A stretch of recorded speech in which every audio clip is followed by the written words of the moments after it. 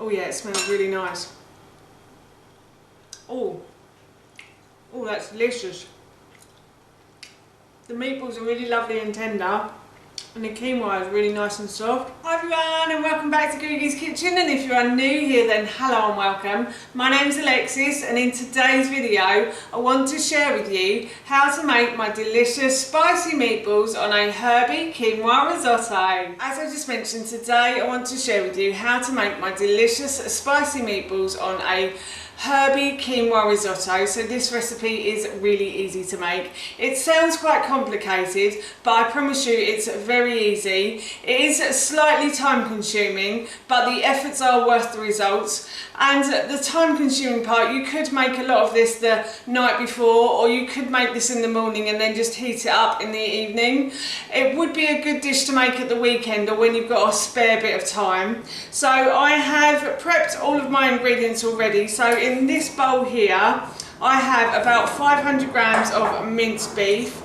So I'm going to add to that, actually I'm going to do the herbs and spices and the almond flour first, because this spoon's going to get wet and then I'm going to put it in there and it's not going to be good. So anyway, right, I have some ground almond flour here, and I'm going to put about 6 tablespoons of ground almond flour in with my minced beef. So I've got about 500 grams of minced beef, and then I'm just going to add about 6, I said about 6 to 8.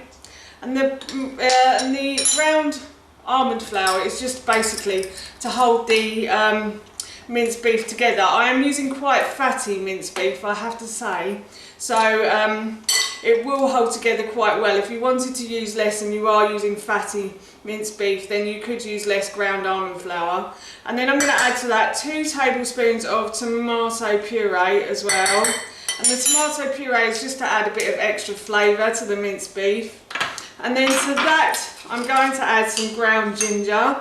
So I'm going to add about a teaspoon of ground ginger.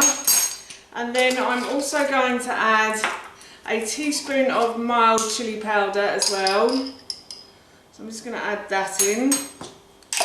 And then I'm going to add a teaspoon of ground sweet cinnamon as well. I'm going to add a bit more than that, I think. And then I'm going to add some ground oregano or oregano, depending on which continent you're standing. We like oregano in England, I'm afraid. And then I'm going to also add salt and pepper. So salt and pepper to your taste. You can add it if you want to. If you don't want to, then please don't. But I am serving this to a little one, so I'm trying, well, my son is 9 and he likes spicy, but he doesn't like it too spicy or peppery, so I don't add that much pepper, but I do like to add a bit of salt to it. So just going to add that. And now what I'm going to go and do is I'm going to go and dampen my hands, and then I'm going to mix all of these ingredients together. I have dampened my hands, and I've also grabbed myself a plate on the way back as well. I've got a hair on my arm there, that's not nice, is it? And now what I'm going to do is I'm going to scrunch all of these ingredients together. The reason I dampened my hands was simply because it actually helps the mixture not to stick to them too much. You will get some mixture stuck to them, but you won't get too much. And during this process, when you're making the meatballs, you might need to dampen your hands a few times as well. I like to do this because it means I save a lot of mixture, and half of it doesn't get washed down the sink. So that's why I like dampening my hands.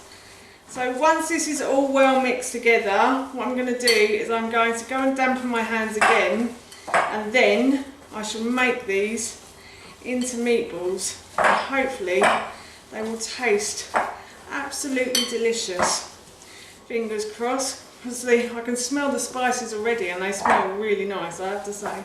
So yes, I think that's all of the mixture mixed together now. So I'm going to go and dampen my hands again, and then I'll come back and make the meatballs. So my hands are damp again, and now what I'm going to do is I'm going to split the mixture into 4 parts like so. And then from those 4 parts, I'm going to make about 3 or 4 meatballs. So I'm just going to grab a piece of the mixture and I'm going to roll it up in my hand like so. And I'm just going to pop that onto the plate.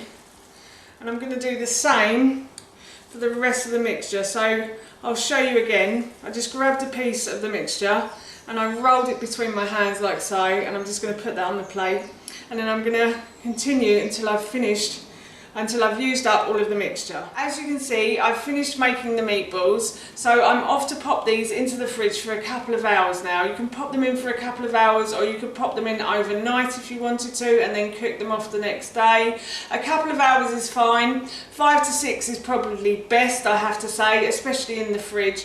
You could put them in the freezer for about half an hour if you wanted to as well. You just want to make them nice and cold. So when you preheat the oven, what I'm going to do is I'm going to put a baking tray in as well, and as soon as the meatballs hit the baking tray, it will hopefully penetrate the fat inside of them and make them nice and juicy. So that's why I always pop these into the fridge before putting them in the oven. While the meatballs are in the fridge, I am going to make the quinoa risotto. So here I have a large saucepan. I'm going to put this onto a high heat on my hob, and then I'm going to add some oil to the base of that pan. And I'm going to leave the pan to heat up. The pan is getting nice and hot now, so what I'm going to do is I'm going to add an onion to the base of the pan. So I've peeled, sliced and diced one whole onion, and as I said, I'm just going to add that to the base of the pan, like so.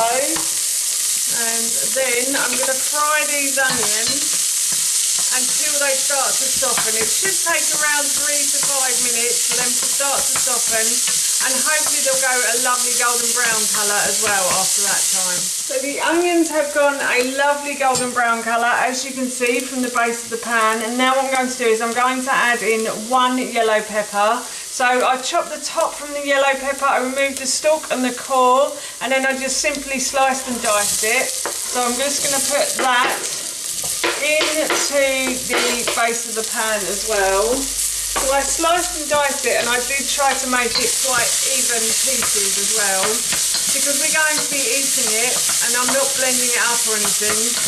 I thought I'd make it slightly even, and hopefully it will cook a bit more evenly as well, like this. So as I said, I'm just going to continue to fry the pepper. I think I might turn the heat down slightly because it's getting a bit hot, the base of the pan, and I'm just going to, if I've got some, add a little bit of water as well. I find that by adding a little bit of water, it stops everything from sticking, but it also makes the vegetables slightly softer as well. My husband and son aren't great fans of vegetables, and they definitely don't like them crunchy, so I always fry peppers for quite a long time. But if you like your vegetables crunchy, then please fry them for less time. And also I am boiling this dish as well at the end with the quinoa, so they probably will be slightly softer, but as I said, please don't fry them for as long if you like your vegetables crunchy. So as I said, I'm just going to continue to fry these now until they start to sort of soften. So the peppers have started to soften beautifully, so what I'm going to do is I'm going to add in 1 carrot that I peeled and grated.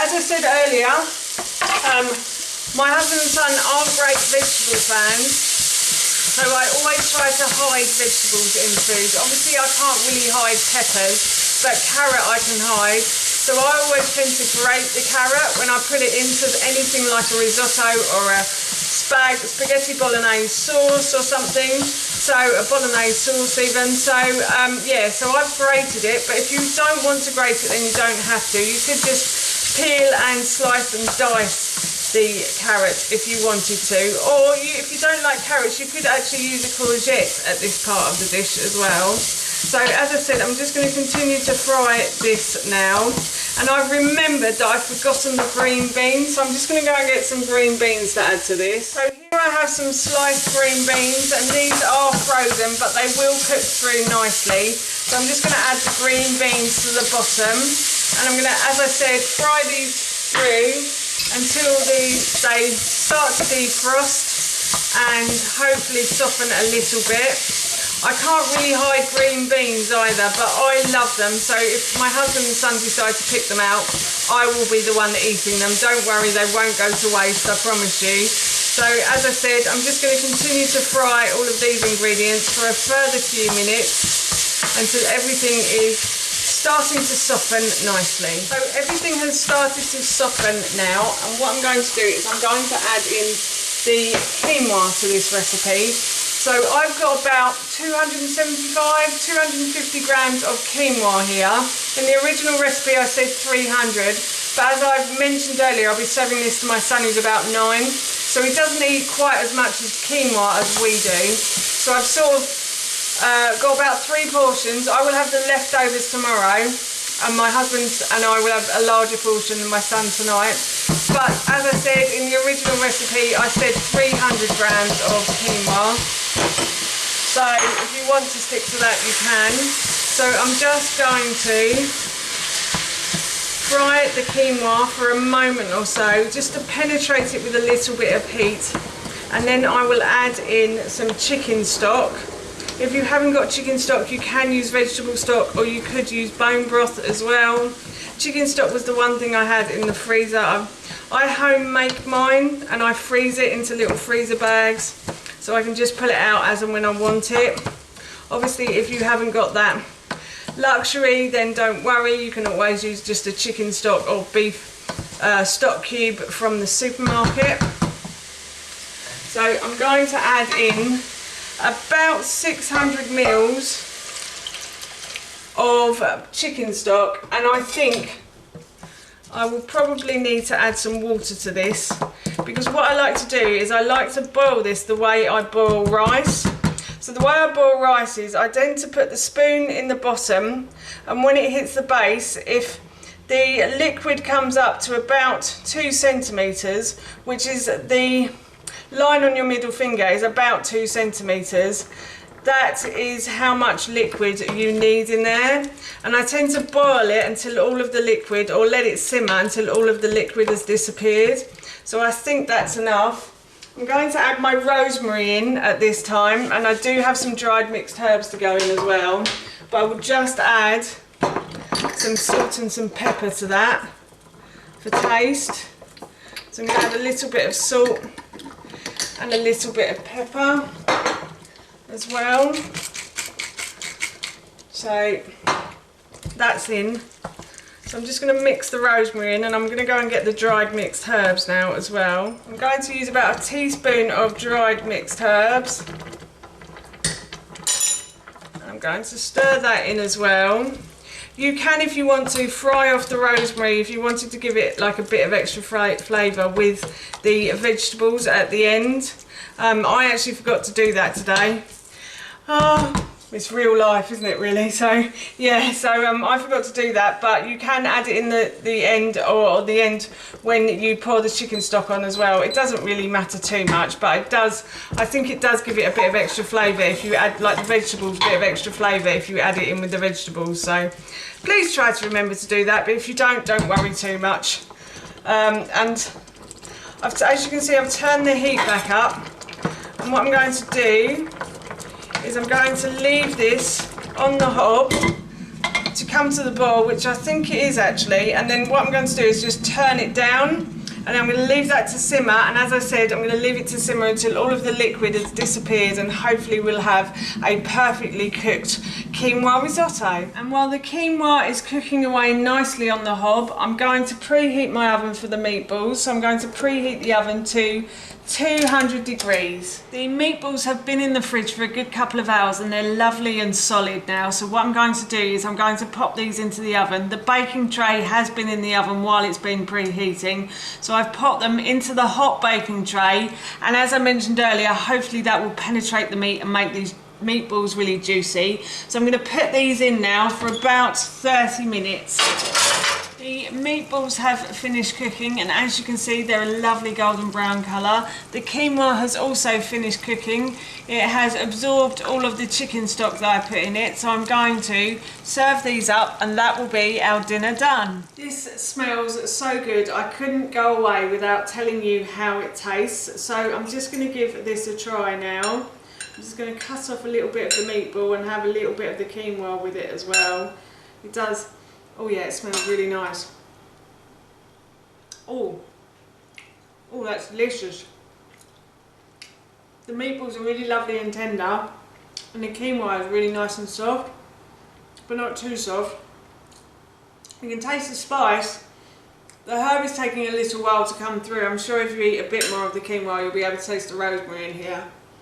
But yeah, that is really nice. I'm really looking forward to that for my dinner this evening. That's how you make my delicious spicy meatballs on a herby quinoa risotto, and that recipe I will link in the description box below for you. As I mentioned earlier, we're going to be having this for our dinner this evening, and it smells and tasted so good, I can't wait. So for now, that's it from me. Thank you so much for watching. Please feel free to give me a big thumbs up if you enjoyed this video, and please feel free to leave any comments below. And please don't forget to hit that subscribe button. See you all soon. Bye.